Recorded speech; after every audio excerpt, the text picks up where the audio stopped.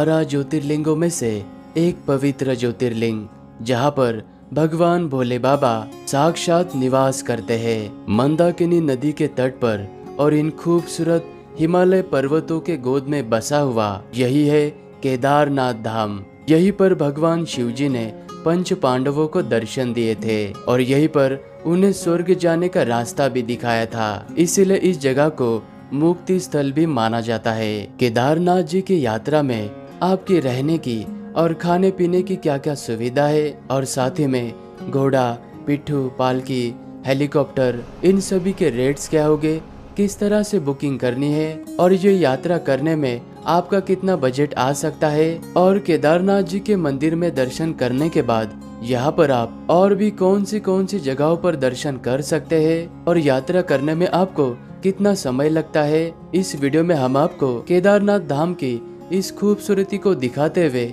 इस तरह की कंप्लीट इंफॉर्मेशन देने वाले हैं, तो इस वीडियो को पूरा जरूर देखना। केदारनाथ धाम जी की यात्रा हरिद्वार से शुरू होती है और हरिद्वार बस स्टैंड के पास में ही सोनप्रयाग तक जाने के लिए आपको बहुत सारी बसेस की सर्विस मिलती है और इन बसेस का किराया 700 से लेके 1000 तक का होता है और इनका टिकट आपको एक दिन पहले ही कराना पड़ता है। सुबह के 5 बजे से लेके 8 से 9 बजे तक यहाँ से सोनप्रयाग के लिए बसेस चलना स्टार्ट हो जाती है और यहाँ पर आप टैक्सी और शेयर टैक्सी करके भी सोनप्रयाग तक जा सकते हैं और हरिद्वार से सोनप्रयाग तक का 230 किलोमीटर का खूबसूरत सफर तय करने के बाद आप सोनप्रयाग में पहुंच जाओगे, जो कि ये केदारनाथ यात्रा का पहला पड़ाव है। रास्ते में हमें बहुत ज्यादा ट्रैफिक मिलने के कारण सोनप्रयाग तक पहुंचने में हमें रात होने वाली थी, इसीलिए हमने सोनप्रयाग से 1.5 किलोमीटर पहले इस सीतापुर में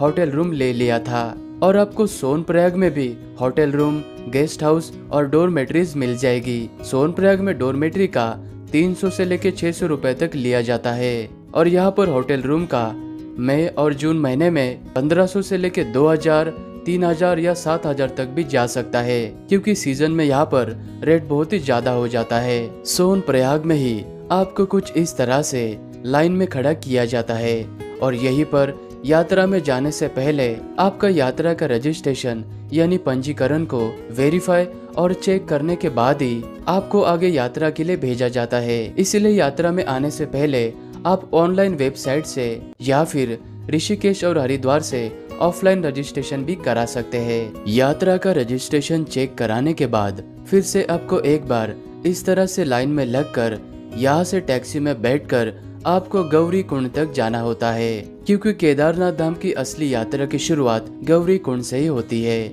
और सोनप्रयाग से गौरी कुंड 5 किलोमीटर के दूरी पर है और ये टैक्सी पर पर्सन 60 से 70 रुपए लेकर आपको आधे घंटे में गौरी कुंड में उतार देगी। गौरी कुंड में पहुंचते ही यात्रा पर आने वाले अधिकतम भक्तगण गौरी कुंड में बने हुए इस पवित्र तप्त कुंड में स्नान करने के बाद पास ही में ये गौरी मैया का मंदिर बना हुआ है, जो कि माँ पार्वती जी को समर्पित है। इस मंदिर में दर्शन करने के बाद सभी भक्तगण भोले बाबा की यात्रा को शुरुआत करते हैं और गौरी कुंड से 5 से 10 मिनट के ट्रैकिंग करने के बाद सामने आपको ये वाला एंट्री गेट नजर आएगा। ये प्रवेश द्वार नजर आने पर आप समझ लेना कि फाइनली केदारनाथ धाम की यात्रा की ट्रैकिंग की शुरुआत हो चुकी है। गौरी कुंड से लेके केदारनाथ जी के मंदिर तक का इस ट्रैकिंग के रास्ते का डिस्टेंस 16 किलोमीटर का बताया जाता है, लेकिन ये रास्ता 16 किलोमीटर का ना होके ये ट्रैकिंग वाला रास्ता 20 से 21 किलोमीटर का है। अगर आप गौरी कुंड से घोड़ा या खच्चर से केदारनाथ जी के मंदिर तक जाना चाहते हो तो उसका किराया यहाँ पर 3200 लिया जाता है। अगर आप यहाँ पर पालकी का इस्तेमाल करते हो तो पालकी का किराया यहाँ पर 7 से लेके 9-10 हजार तक लिया जाता है और यहाँ पर इस पिट्ठू का चार्जेस 3000 से लेके 6 या 7 हजार तक का हो सकता है। और मंदिर तक जाने के लिए सबसे आसान रास्ता है हेली सर्विस का, जो कि गुप्त काशी, फाटा, सिरसी इन 3 जगहों से केदारनाथ जी के मंदिर तक जाने के लिए हेलीकॉप्टर की सर्विस चलती है और हेलीकॉप्टर के जो भी रेट्स है वो आपको स्क्रीन के ऊपर नजर आएंगे। और हेली सर्विस को बुकिंग करने के लिए आप हेली सर्विस के ऑफिशियल वेबसाइट से ही बुकिंग करना। लगभग 6 से 7 किलोमीटर की पैदल यात्रा करने के बाद आप इस रामबाड़ा नामक जगह पर पहुंच जाओगे और यहाँ पर आपको मंदाकिनी नदी पर बनाए गए ये ब्रिज नजर आएंगे। और इस ब्रिज को क्रॉस करने के बाद जैसे ही आप आगे जाओगे, यहाँ पर ज्यादा तीखी चढ़ाई होने के कारण आपको थकान का सामना करना पड़ सकता है, लेकिन फिर भी आप यहाँ के प्रकृति को अपने आंखों से देखते हुए मन में भोले बाबा का नाम लेते हुए यात्रा को जारी रखें। और आप जैसे जैसे इन पहाड़ों के ऊपर चढ़ाई करते हुए हाई एल्टीट्यूड यानी ऊंचाई पर जाओगे तो यहाँ से आपको कुछ इस तरह से खूबसूरत से पहाड़ों की बर्फीली चोटियां नजर आएगी और रास्ते से चलते वक्त आपको ये ऊंचे ऊंचे ग्लेशियर नजर आएंगे। इन ग्लेशियर के बीच में से चलकर जाना एक अलग ही एहसास देता है। तो कुछ इस तरह से आप 8 से 10 घंटे का गौरीकुंड से पैदल यात्रा करने के बाद आप इस रुद्रा पॉइंट तक पहुंच जाओगे और यहाँ पर आते ही आप समझ लेना कि मंदिर अभी बिल्कुल पास में ही है और सारे घोड़े और खच्चर वाले पालकी वाले आपको यहीं पर उतार देंगे। और इस जगह से केदारनाथ जी का मंदिर मात्र 1 से 1.5 किलोमीटर के दूरी पर ही है। केदारनाथ में रहने के लिए हमने पहले से ही नंदी कॉम्प्लेक्स में बुकिंग करा कर रखी थी। नंदी कॉम्प्लेक्स में आपको कुछ इस तरह के बड़े बड़े से टेंट लगाए हुए नजर आएंगे। इन टेंट्स के अंदर नीचे गद्दा बिछाकर उसके ऊपर आपको माइनस टेम्परेचर की ये स्लीपिंग बैग दी जाती है और इसका 800 से लेकर 900 रुपए तक लिया जाता है। अगले दिन की सुबह होते ही 4 बजे के बाद में हम निकल पड़े थे दर्शन करने के लिए और रास्ते से जाते वक्त अचानक से स्नोफॉल स्टार्ट हो चुका था।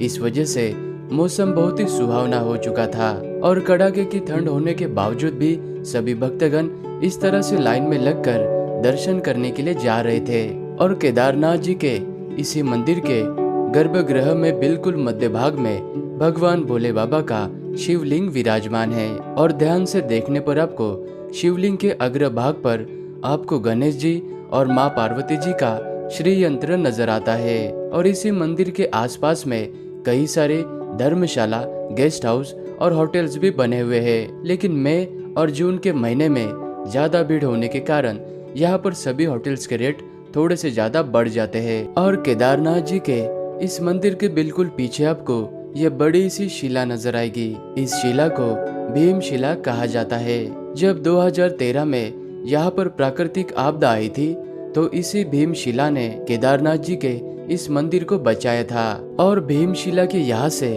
आप मात्र 1 मिनट थोड़ा सा आगे चलकर आओगे तो यहाँ पर आपको ये जगत गुरु आदि शंकराचार्य जी की बहुत ही खूबसूरत प्रतिमा नजर आएगी। यहाँ पर भी आप एक बार दर्शन जरूर करना। केदारनाथ जी के धाम में एक ऐसा भी मंदिर है, इस मंदिर में अगर आप सच्चे मन से भगवान भोले बाबा के जयकारे लगाते हो तो इस मंदिर के अंदर जो पानी का कुंड है, इस कुंड से बबल्स यानी बुलबुले निकलते हैं। इस मंदिर को रेतस कुंड मंदिर कहा जाता है और ये मंदिर केदारनाथ जी के मंदिर से मात्र 10 मिनट के दूरी पर है। ये है काल भैरव जी का मंदिर, जो कि केदार घाटी का सबसे ऊंचाई पर स्थित ये भैरव बाबा का मंदिर है। और माना जाता है कि जब तक आप भैरव बाबा के दर्शन नहीं करते हो तब तक आपकी केदारनाथ जी की यात्रा अधूरी मानी जाती है। और जब 6 महीने के लिए केदारनाथ जी के कपाट बंद हो जाते हैं तब कहा जाता है कि भैरव बाबा ही इस केदार घाटी के साथ में ही केदारनाथ जी के मंदिर की रक्षा करते हैं। केदारनाथ जी के मंदिर के राइट साइड में आपको ये लोहे का पुल नजर आएगा। इस ब्रिज को क्रॉस करने के बाद लगभग 20 मिनट की चढ़ाई करने के बाद आप भैरव बाबा जी के मंदिर के पास में पहुंच जाओगे। हो सके तो आप यहाँ पर भी दर्शन जरूर करना। केदारनाथ जी के इस यात्रा में आपका बजट 4000 से लेके 6000 तक का हो सकता है। अगर आप 2 लोगों से ज्यादा है तो ये यात्रा आपकी इससे भी कम में हो सकती है। और आप हो सके उतना जल्दी पहले से गौरीकुंड में आकर रुकना और अगले दिन गौरीकुंड से सुबह 5 या 6 बजे यही से आप यात्रा स्टार्ट करना। नहीं तो आपको भी हमारी तरह सोनप्रयाग में टैक्सी के लिए और रजिस्ट्रेशन चेक करने के लिए 3 से 4 घंटे आपके ऐसे वेस्ट हो जाएंगे। और यहाँ पर मई और जून महीने में सीजन और भीड़ होने के कारण सभी होटल्स के रेट बढ़ जाते हैं। और मानसून में जुलाई और अगस्त में यहाँ पर कभी भी लैंडस्लाइड और ज्यादा बारिश होने की संभावना रहती है। तो आप